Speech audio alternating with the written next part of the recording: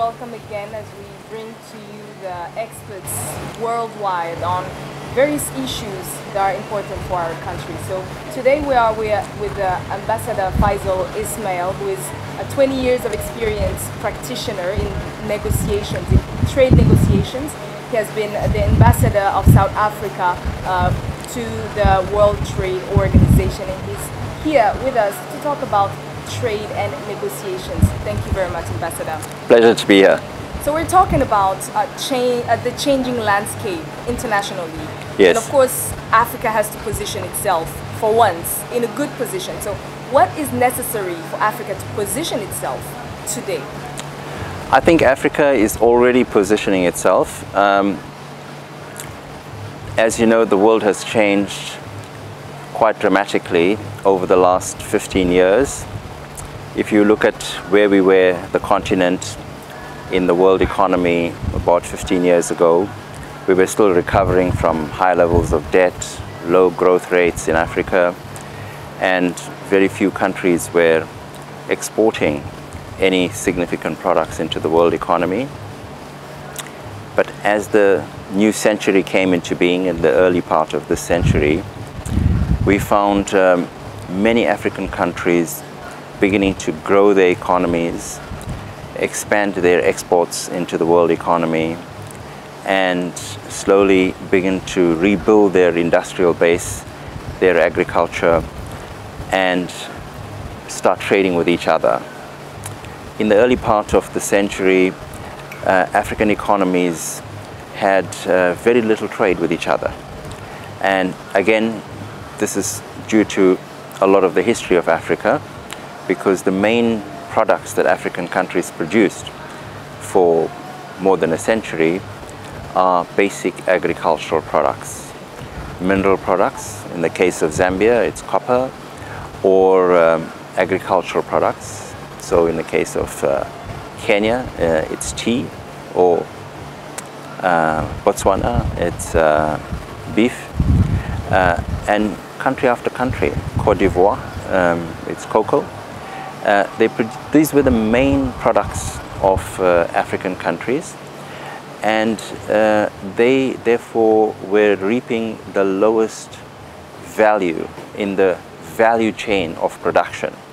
But things have begun to change. And what has been the trigger to that change, especially, and how to leverage it to change the narrative?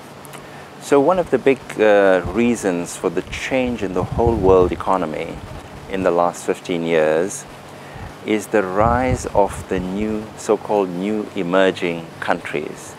In fact, they're not new.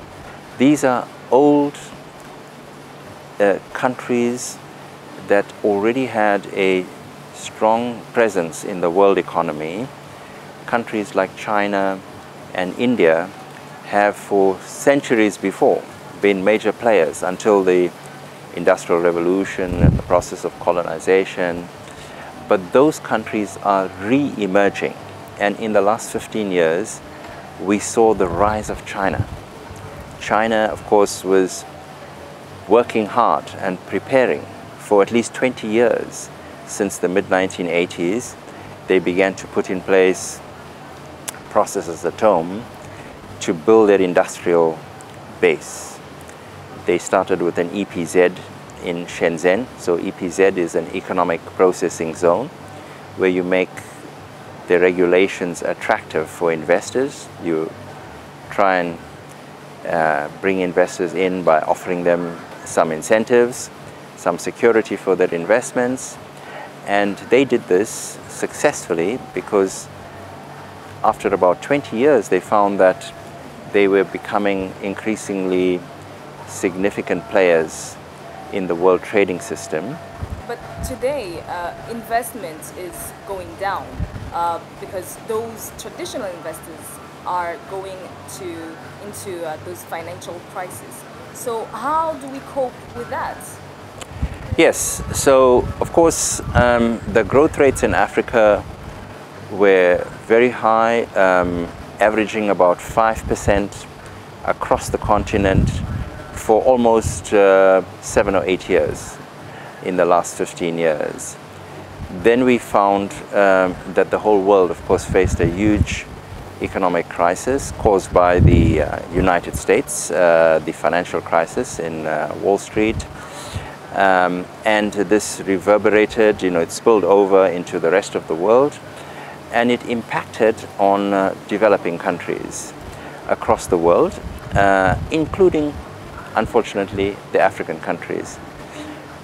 The good news is that although African countries have suffered from this crisis because their growth rates did fall and their exports of commodities began to also be affected by this because commodity prices began to fall as China also began to slow down its growth rate.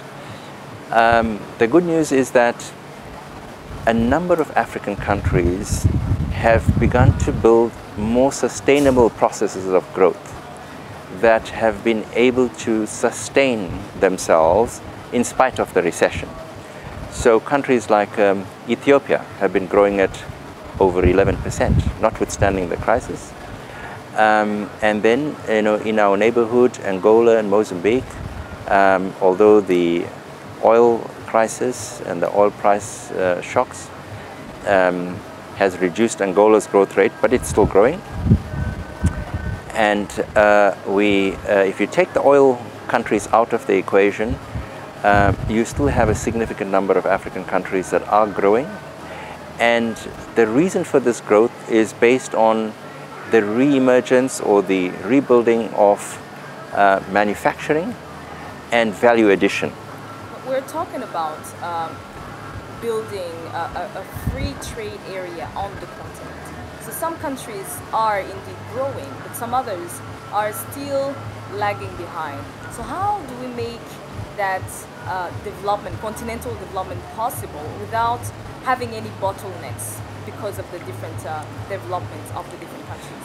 Yeah, so Africa is a continent of 54 different countries. 55. 55. It's huge. Their countries are different, diverse in economic strength, in size of population and markets, with a number of countries being regarded as least developed countries or classified as least developed countries. Others are landlocked developing countries. At least 16 countries are landlocked. They don't have access to the sea. And the result of this is that most countries in Africa will not be able to grow and build their economies unless they are able to expand their markets, work together and cooperate with each other on the continent and build a regional integration framework. Especially for the landlocked countries, we have been having that narrative that being landlocked was, starting the development race with half a leg, maybe. Yes. But we are seeing that, for example, Ethiopia and Rwanda have been able to actually develop, though they were landlocked. Now, how do we, let's say, shape or change the kind of development that we are looking for, and how do we develop the industrial capacity beyond the extractive sector? So in the new global economy, where more and more companies are expanding around the world, the big global companies are tending to produce component parts in different parts of the world, wherever they can produce it at the lower cost. And we call this global value chains because these companies, if you take the Apple iPhone, although the headquarters of the Apple iPhone is in California, where we have all the technicians and the design of the phone, but the phone is actually produced mostly in East Asia, in Japan, South Korea, in a number of countries in that region, and then finally assembled in China. Thousands of engineers work on this in China, and the phone is sent back to the United States and then exported around the world. Now, obviously, the highest value goes to the designers of the phone, where the technology is developed and where the marketing takes place. The lowest value is where the least amount of value is added, and that's usually where the final assembly takes place, and that's in China. Of course, China is slowly starting to move up the value chain itself. It's adding more skills to its workforce. It's starting to move up. Africa will need to learn from the experiences of countries like China and other East Asian countries like South Korea, Taiwan, Singapore, and they all were very poor too. So in the early 1960s, they were poor, but they managed to move their countries up the value chain, and now they have become significant players in the world economy. Now, the issue with Africa also is that most of the countries tend to be specialized in the same sectors, which is at the lowest levels of the value chains. Do we have countries that have been able to go higher in the value chain and that could eventually lift some of the neighboring countries up? Yes, so there are lots of positive, very exciting developments taking place on the continent today. Some countries are beginning to break through the barriers. You know, there have been these, let's say, glass ceilings or barriers to entry. Countries that produce cocoa, for example, like Cote d'Ivoire and Ghana, we are here in Ghana, they have been producing this commodity for more than a century. And they are together, Ghana and Cote d'Ivoire produce more than 65 to 70% of the world production of cocoa.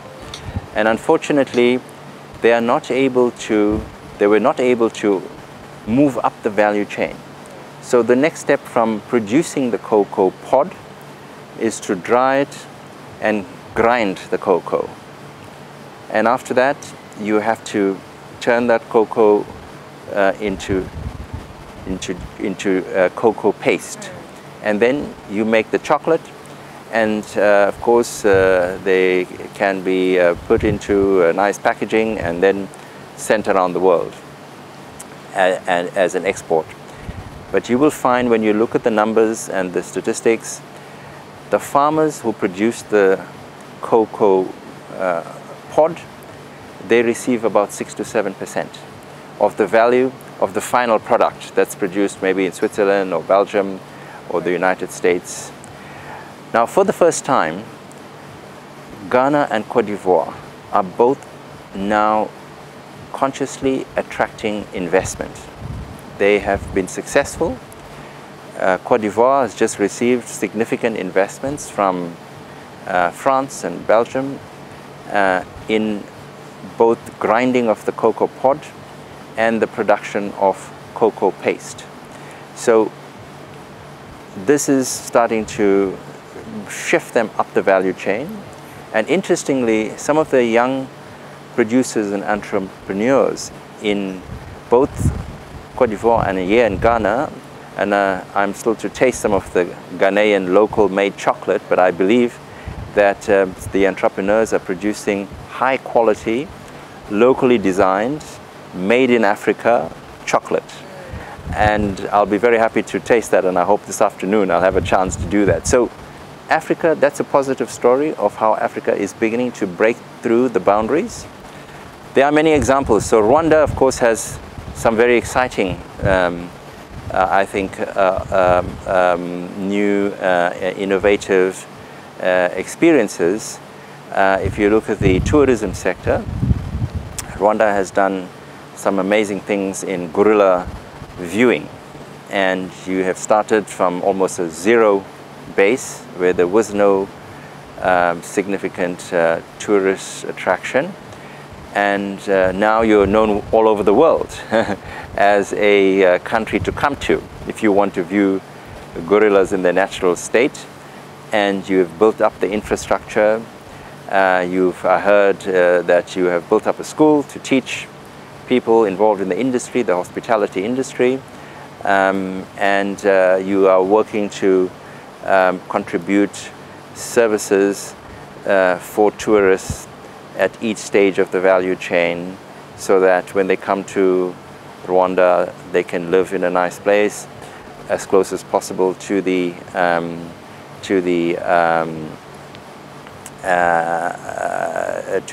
jungle, and they can be taken by guides, local guides, who speak in their own language, and this is adding value, and it's creating higher quality jobs and raising the welfare of Rwandese people. Most of these measures that are to be taken, of course, by the government, but also by the private sector, require a significant amount of investment. And of course, we've started saying that investment, financial, flows are going down. What are these opportunities that could be tapped into, or resources that we could tap into to fund those infrastructure developments?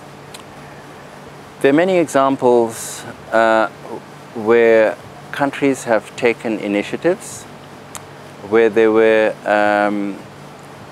opportunities that were not identified before, and they began a process of identifying those opportunities and then promoting those opportunities to potential investors, both domestic and foreign. And within a short period of time, the investments have come in.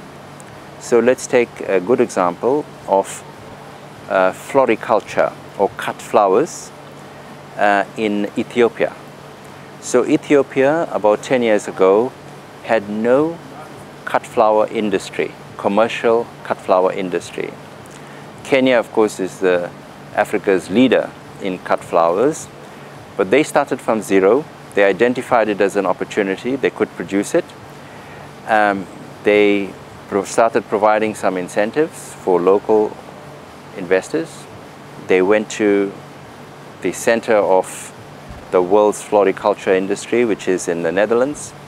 They spoke to potential investors. They brought them to Rwanda, to Ethiopia, and they asked them what they needed to help to facilitate their investment.